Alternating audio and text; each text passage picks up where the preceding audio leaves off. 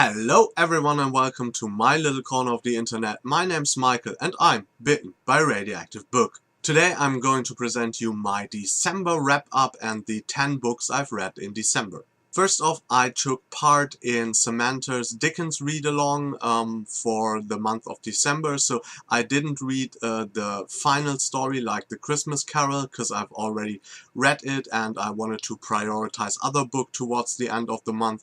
But I've read The Cricket on the Hearth and I've read The Chimes. The Cricket on the Hearth was a story that I really enjoyed.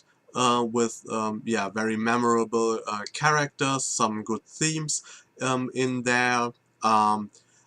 Overall, I have to say, I think Dickens' writing is maybe not my kind of writing. The accessibility is really low, and The Cricket on the Hearth was more easy to understand than others. And overall, although most of his stories have like this little element of a fantastical, it's not really my kind of story. Having said that, I still rated this one 4 stars because it was really enjoyable and maybe the strongest one of the 4 stories I've read for the read along. For The Chimes, the reading experience was like very divided. I really enjoyed the first half of the story. It had some very interesting statements about how actually the poor were handled in the society Dickens lived in, and how everybody looked down at them and saw them as a problem. So thematically that was very interesting. The second part of the story, actually the one with the then more supernatural element, lost me a bit because I wasn't really sure what the author was actually talking about. So if the main character had actually died there or just had like a dream. It was like very confused. So although I liked some of the elements, overall it was like too less structured for me, not accessible enough. So I ended up, because I liked the themes and the beginning, I ended up and rated it like 3 stars. Next up we have The Republic of Thieves by Scott Lynch. It's the 3rd installment in his Gentleman Bastard series.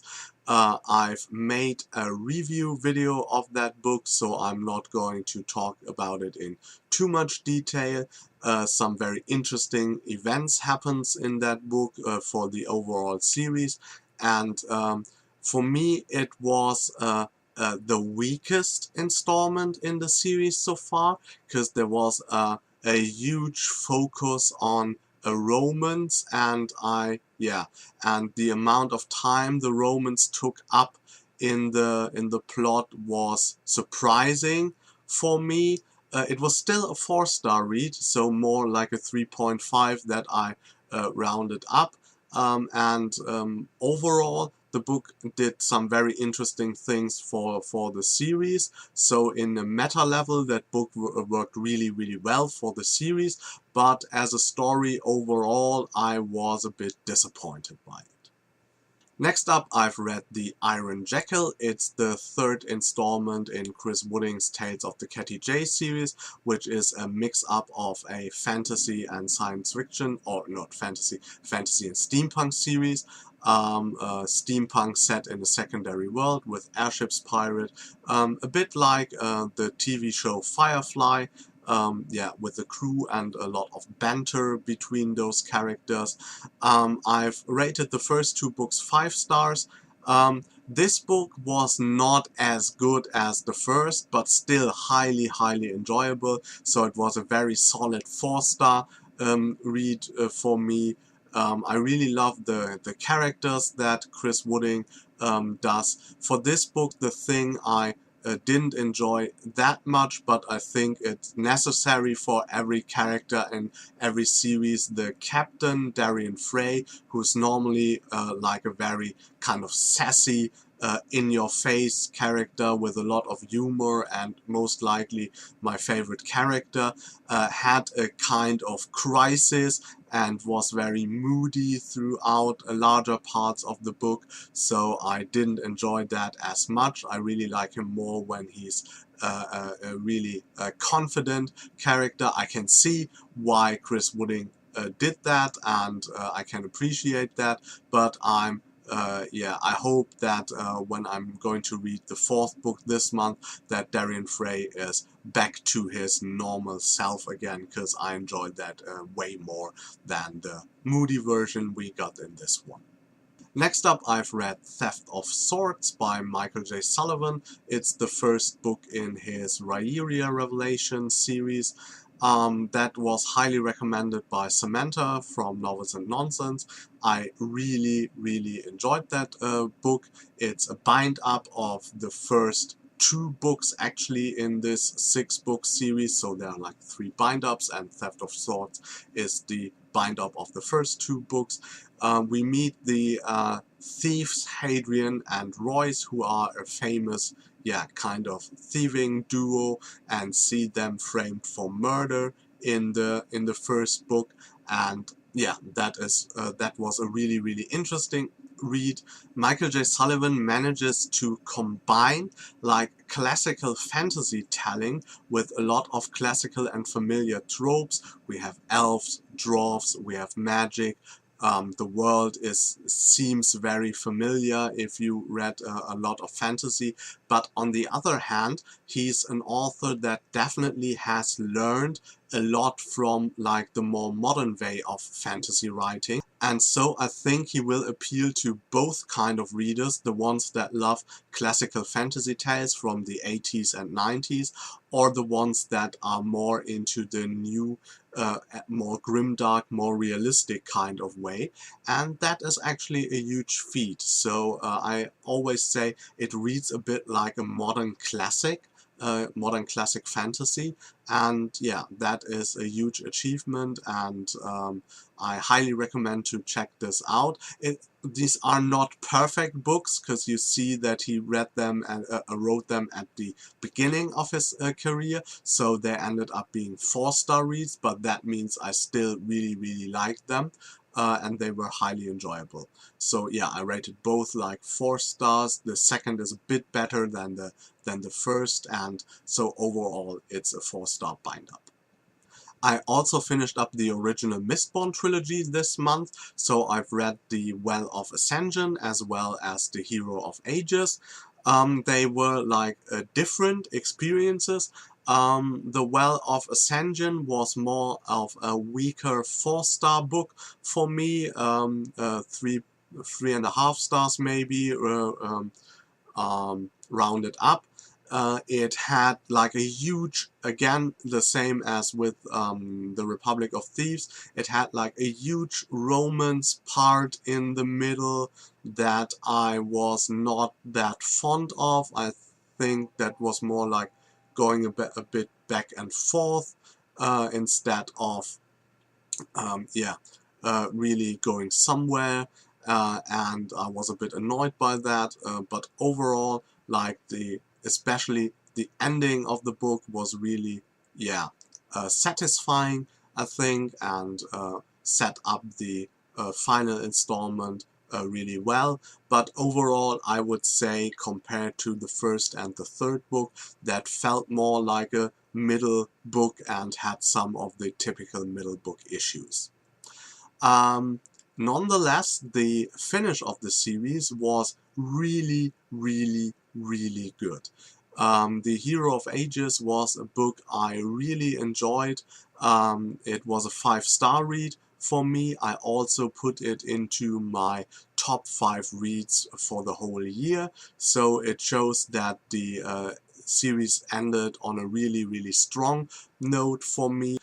I think Brandon Sanderson made a lot of good decisions with this book, and overall I was surprised that he brought up some very interesting themes like the nature of humanity or religion, and really dealt with them very well. that was also part of the first two books, but not in that kind of extent. And I really applaud him for that, because I wasn't really sure if he was capable of tackling very mature themes and doing something besides good storytelling, and he managed it to be intellectually engaging here as well, so that was something I really appreciated, and yeah, overall a 5-star read for me. Next up, I've read The Crimson Campaign by Brian McClellan. It's the second installment in his Powder Mages series. I was a bit so-so about the book, so I still liked it, so I rated it 3 stars. I think it was, it also suffered a bit from middle book syndrome, because it felt a lot like, yeah, not going anywhere. The characters had like two things that they did. Either they like picked up loose ends from the last book and finished them up, but without doing anything for like the overall plot of the whole series, or they were like confronted with new things that also didn't have that much to do with the overall plot line. So, so all the characters, or most of the characters are involved in like action scenes. So there is like a lot of action, a lot of fighting. So, like the perfect balance the first book had between politics, between being a detective noir kind of novel, between the military aspect, between the epic fantasy book and the world building. Yeah, that all changed a bit to be more about just the action, just the fighting, and that got a bit boring for me, I have to say. And I really hope that now that he got through that middle book and has placed his characters in the positions, yeah, he wants them to be in for the final volume, the Autumn Empire, or no, the Autumn Republic, that comes out in February. Yeah, that this final volume will be more about like the overall plot again. So it is still enjoyable because the world is really intriguing and the characters are quite likable, but yeah, I didn't have that feeling of reading that satisfyingly balanced book that I had with the first one. Next up, we have Abaddon's Gate by James S.A. Corey. It's the third installment in his Expanse series. This series always takes like the main character, James Holden, a captain of the spaceship Rocinante, and his crew, and that is always like his perspective is always one perspective in the book, and then each book has like its own cast and its own kind of story. I don't want to go into any details about the stories, because at this point that would have major spoilers for the first two books. So I can just speak very generally about it, and I think, or for me personally, the connection I have with the characters in this book is not as big as I had with the characters in the first two books.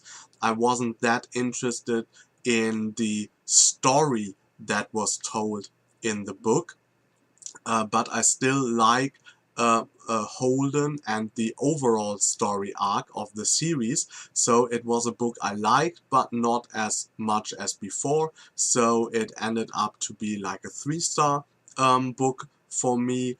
I'm just reading the fourth book in the series, Cibola Burn, at the moment, and I'm almost through it, and it had kind of the same issues. I will talk about this again in my wrap up for January. I'm a little bit, yeah, disappointed in the series at the moment, because yeah, overall it seems to be like, as I said, the main plot line is still very intriguing, and the characters that are already established are quite good, but I don't care that much for like the smaller stories in book 3 and 4 at the moment, or the new characters. So yeah, I hope as the 5th book, Nemesis Gate, comes out in this year, in the middle of the year I think, that this will pick up again. And last but not least, I've read The Fell Sword by Miles Cameron. It's the second book in his Traitor Son cycle. The first book, The Red Knight, was my book of the year last year. This book comes in at place number 2 for the books I've read in 2014. I just love Miles Cameron's writing. I love the world, which is a very cool mix up of being very detailed, very well researched medieval, or with a very detailed and well researched medieval setting, in combination with some Native American and tribal elements, with very imaginative fantasy elements that are used in small doses to be like really cool. Yeah, overall I love a lot of the characters of the series. This has a really huge cast, so there are like 15 to 20 points of view in the book, so we get to see the conflict from very different sides and angles, and that is really cool. So overall, a perfect book for me to end the year on. And yeah, it was fantastic. So overall, the reading month was really good, especially with having The Hero of Ages and The Fell Sword both made it into my top 5 books of 2014, and these were actually like the last 2 books I've read last year. So that was a really great ending to the reading year. So that's it for my December wrap-up. I hope you liked it. If you did, please hit the like button. If you want to see more of me, subscribe to my channel. If you want to know what's coming up on my channel, please look inside the description box. There's a little segment there called On the Horizon. I wish you a good day and hope you get bitten by a really good book too. Bye.